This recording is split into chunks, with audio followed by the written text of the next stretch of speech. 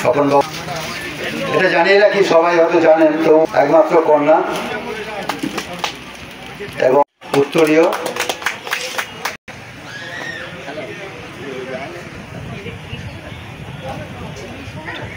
এবার আমরা আমাদের অভিনন্দন জানাচ্ছেন এবং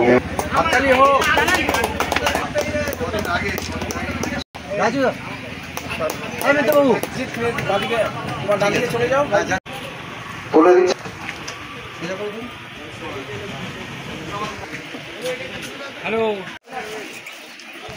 ঠিক আছে।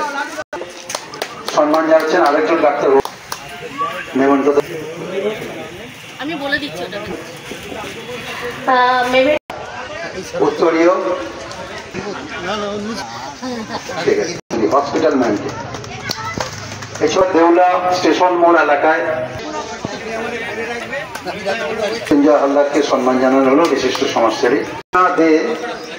উনি সর্ব সম্মান জানাচ্ছেন আমাদের ডাক্তার।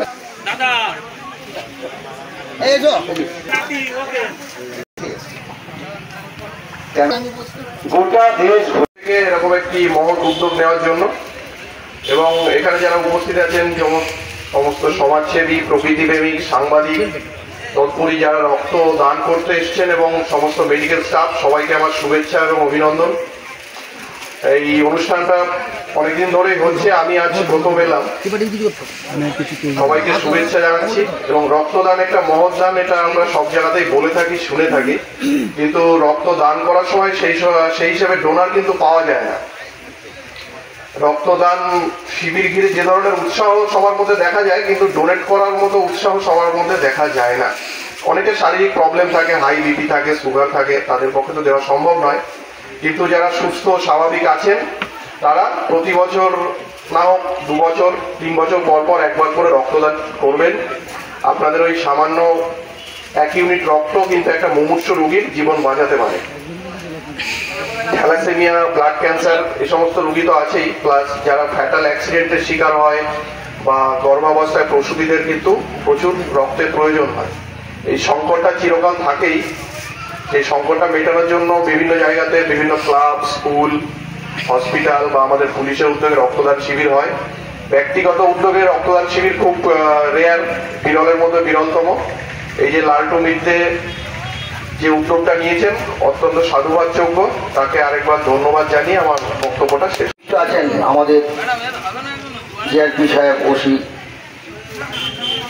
আমাদের খুব প্রিয়জন ইসলাম ভাই আছেন, আমার যতন কাকা, এবং খুব প্রিয়জন মানবিক অধিকার সংগঠনের সঙ্গে দুজনেই যুক্ত। আর দিলীপ দা, উনি তো শুধু সাংবাদিক নন, উনি একটা প্রাণের মানুষ। আর ওদিকে একটু দেখা, এখন জায়গা কম, ওইদিকে একটু দেখা, ওনারা আছেন আমাদের স্বদেশায় ফাউন্ডেশনের কর্মকর্তারা। স্বপন মানুষ সভা রক্তদান শুরু হয়েছে। আমি সারা পশ্চিমবাংলা ঘুরি, নিশ্চয়ই ঘুরি মানবতার টানে, ভালোবাসার টানে, মানুষকে উদ্বুদ্ধ করার টানে। কিন্তু আমার খুব সৌভাগ্য, আমি প্রথম বাঁকুড়া থেকে কোনো একটা জায়গায় প্রথম এসেছিলাম এই লালটুদার ডাকে। লালটুদার ছেলের জন্মদিন উপলক্ষে রক্তদান শিবির হয়েছিল আমাদের ডায়মন্ড হারবারের নদীর তীরে। সেটাই ছিল আমার প্রথম সফর। আস্তে আস্তে আস্তে আস্তে করে প্রায় 1000-এর বেশি জায়গাতে আমি গেছি। মানুষ আমাকে ভালোবেসেছে, ডেকেছে। শুরুটা কিন্তু হয়েছিল এই ডায়মন্ড হারবার থেকে। আমি গর্বিত। আরও ভালো লাগছে আজকে এই লালটুদার ঘরে খুব বড় একটা পলাশ গাছ আমার হাতের দেওয়া দেখলাম, গাছ হয়েছে। বকুল গাছ দিয়েছিলাম, সেটা হয়েছে। রঙ্গন গাছ। আজকেও লালটুদা বেশ কিছু গাছ এনেছি, লালটুদাকে উপহার দেবো। আমি যেখানে যাই, আমার সঙ্গে গাছ চাই। আমি কি করি, আমি একজন সরকারি কর্মচারী, কাজের ফাঁকে মানবতাটা করি। আমার যেটুকু সময়, সামর্থ্য, আর্থিক দায়বদ্ধতা, সেখানে রক্তের অভাবে বহু প্রাণ অকালে ঝরে যাচ্ছে। সেই জন্য উনি সেই দিকে লক্ষ্য রেখে প্রতি বছর এইরকম একটা সমাজসেবামূলক রক্তদান শিবির মানুষ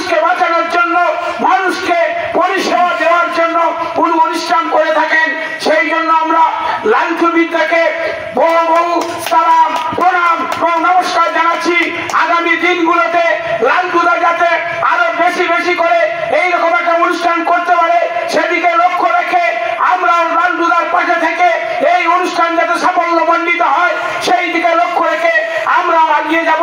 এই কথা বলে সবাইকে আমার ছোট্ট একটা অনুরোধ রেখে আমি আমার বক্তব্য শেষ করলাম। ছিল এটা আমি জানি না, কিন্তু মানে নন অর্গানাইজেশন গভর্নমেন্ট। আমি যখন প্রথম 2014 সালে আন্দামানে যাই, ওখানে গিয়ে আমি এই বিশিষ্ট সমাজসেবী কাকে বলে তাদের সাথে আমার পরিচয় হয়। তারপরে আমি 2017 অবসর গ্রহণ করার পরে আমি এখানে জয়েন করি। দেখ, আমি বিশেষ কিছু বলবো না। আমি 72 বছর বয়স আমার রানিং চলছে। আমার বাড়ি টাকিতে। আমি লালটুর সাথে আমার 2020 সালে পরিচয় চালালখালি বলে কোনো একটি জায়গাতে উপস্থিত বিভিন্ন সমাজসেবী সংগঠনের প্রাণপুরুষ, উপস্থিত বিভিন্ন রক্তদাতা এবং হসপিটালের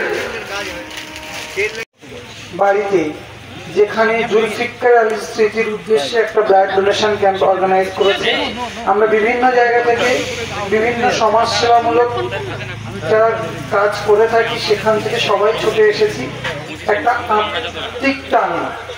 এবং এখানে আমাদের আশাটা কতটা যৌক্তিকতা আছে জানি না, কিন্তু উপস্থাপন মানে উপস্থিত হওয়াটা জরুরি, সেই জন্যই আসা বেসিক্যালি। তো আমি চাইব যে রক্তদান জীবনদান। রক্ত কোনো কলকারখানায় তৈরি হয় না, রক্ত মানুষের দেহেই তৈরি হয়। তাই আমরা সবাই চাইব প্রতি 3 মাস পর পর যে কোনো জায়গায়, যে কোনো সরকারি ব্লাড ব্যাংকে গিয়ে বা কোনো সরকারি ব্লাড ডোনেশন ক্যাম্পের থ্রু দিয়ে আমরা আমাদের অমূল্য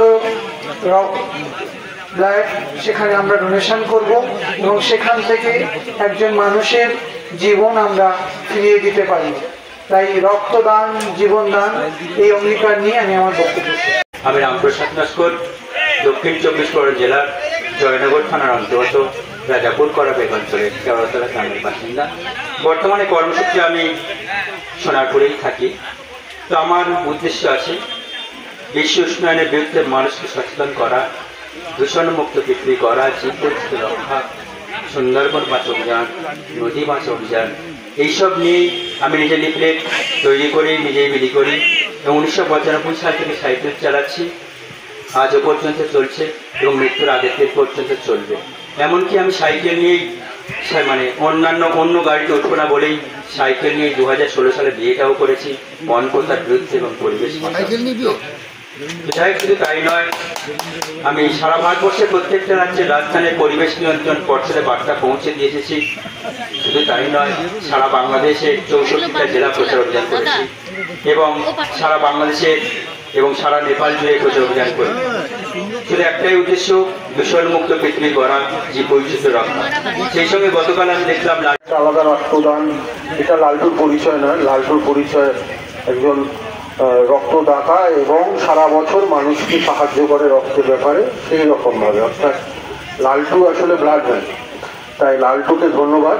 আজ লালটু তার নিজের বাড়িতে একটা ছোট্ট করে অনুষ্ঠান করে আমাদের ডেকেছে। তবে আমি এই ধরনের অনুষ্ঠানে আর সেরকমভাবে আসতে ইচ্ছা করে না, কারণ প্রচুর পরিশ্রমের ফলে সকালবেলাটা এইভাবে আসা হয় না। তাই তবুও লালটুর ডাক এড়াতে পারিনি, তাই লালটুর ডাকে এসেছি। আমার প্রথমেই অভিনন্দন এবং ভালোবাসা যারা আজকে রক্তদান করে থ্যালাসেমিয়া রোগী জীবন থেকে হবে। আর সর্বোপরি এখানেই আমার বক্তব্য শেষ করছি। আরও অনেকেই আছেন কথা বলার জন্য। থ্যাংক ইউ, ধন্যবাদ।